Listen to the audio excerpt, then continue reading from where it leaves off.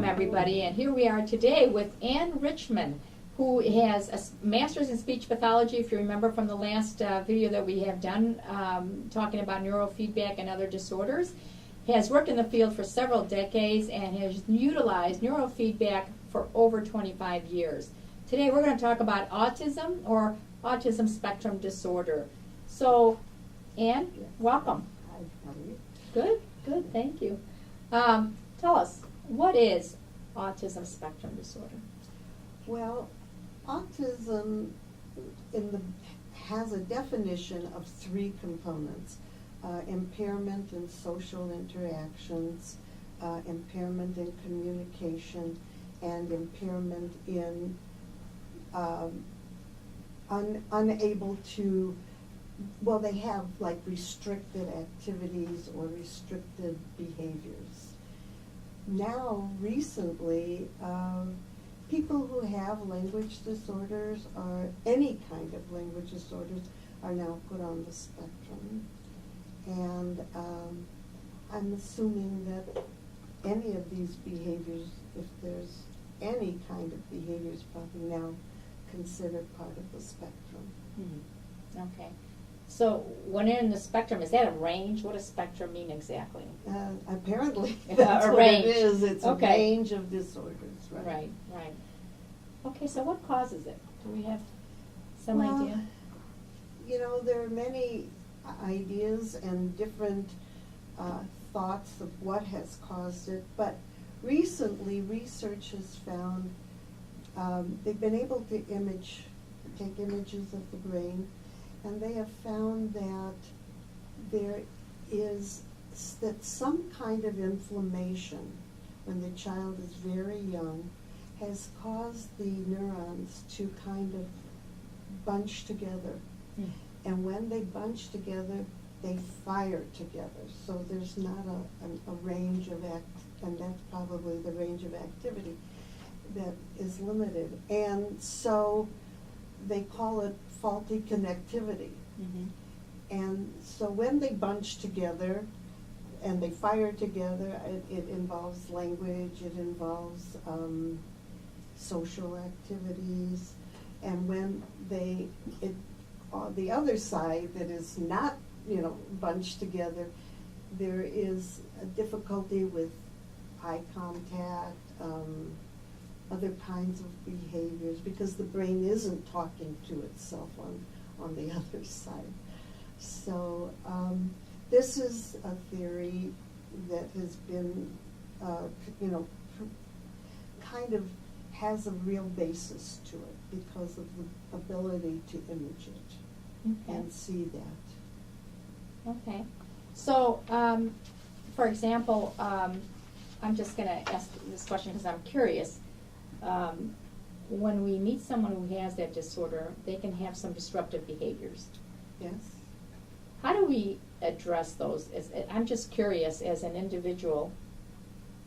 I was on the train and I met someone who did have autism, and what was interesting is that the people around him just felt that he should behave, and they acted like, well, that's not a nice way to talk, just sit still, or something like that. Somebody said that to him who didn't know him. Right. And I thought, well, that doesn't sound like that's the right reaction to that. So tell me, what do we do when we see that? Basically, there isn't much that we should be doing because autistic children or children on the spectrum tend to be very anxious. So if they're on a bus or if they're, in some activity, it's probably new and it is causing anxiety. So for one of us who's not part of the family to say something, it's not helping. Right. But for the families that I've been working with, they have really learned to be very calm with the children, and they're very, quiet when they talk to them. They try to, they have developed their own strategies, or they've gotten help, from schools, from therapists who have helped them learn to work with the children. So obviously, when there is a disruption, it doesn't help to yell at the child or to tell them to behave. What we really need to do is calm the child down. So what Right. you're saying is that they could also have anxiety on top of it all, Well, I think it's a major component Right. of of their behavior. Of their behavior. Right. Okay, so so tell us all about what happens when a child is diagnosed and the parent comes to you and they have autism. Tell us what the process is. Okay, well, we try to do an evaluation. Now let's switch that. I don't like that part. We don't try. We do an evaluation. And sometimes it's successful and sometimes it's not. That's exactly. That's a better way to say it. Okay, Okay. so say it that way. Well, we do an evaluation. Most times it's successful. A lot of times it isn't, because children have sensory issues. Autistic children have sensory issues. They don't want anything touching. They don't like to be touched. So what we'll do is to send home those little sensors with some paste that we use and ask the family to practice putting them on. At home. Put it on themselves, put it on pets, put it on toys, on the child. So they can become comfortable with it. Right. Okay. And then once we can get those electrodes on, we can, do training.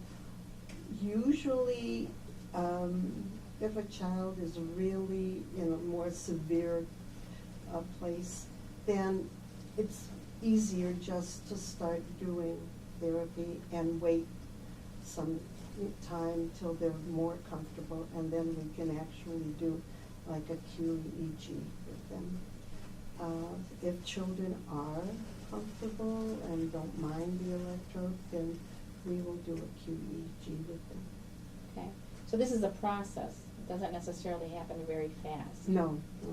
And autism is a very complicated disorder. There's disorders in many places of the brain, so it's not something it takes a long time. So tell us a little bit about your success stories. Well, okay.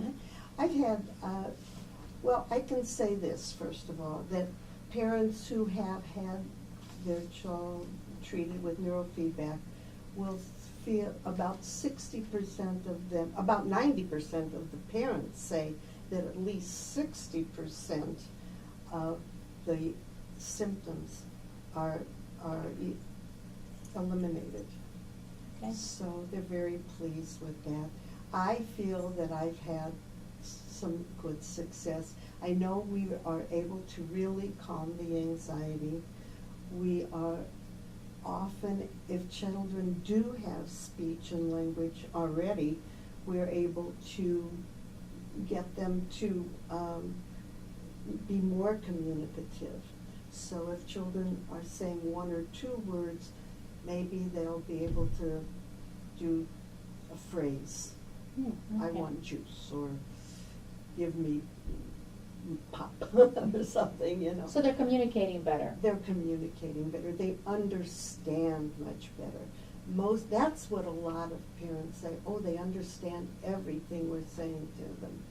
But the child may not be communicating verbally as well.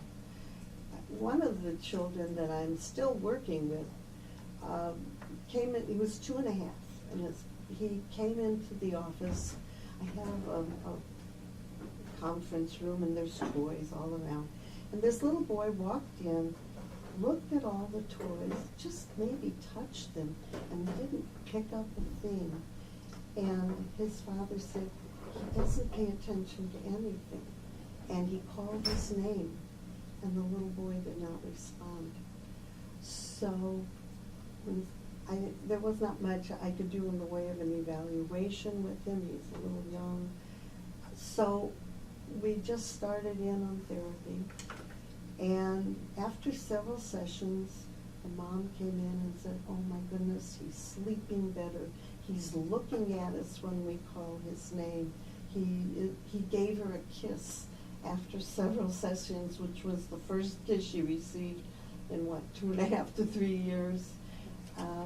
By now he'll come in, he's very comfortable, he'll go right into the room with the toys, pick up several toys, walk into the therapy room and sit. He's babbling, he hums to songs that he hears on, the music that we play. He is not saying words yet, but he's right there at that place where we're working on. We are preparing him to do so, Yeah. and that is wonderful. Yeah. So, based on all of this, what you're saying, this is an alternative way of treating this disease and getting help. Well, because neurofeedback reorganizes the brainwave patterns, it's probably one of the first things that would be helpful. Therapists are saying that you should go to a speech therapist or, OTs or, occupational therapists, PTs, and that's important. But if the child doesn't understand what is being asked, it could be a long time before they really are able Make to any achieve change. When the brainwave patterns are at least helping the child to understand, then there's more ability for That the other therapists therapies can actually help. Right. Right. Thank you so much, Ann, for joining us. And Thank I'm you Stella for having Kalfas me. with the Mental Health Association, and thank you for watching as we talked about autism spectrum, and neurofeedback. Thank you.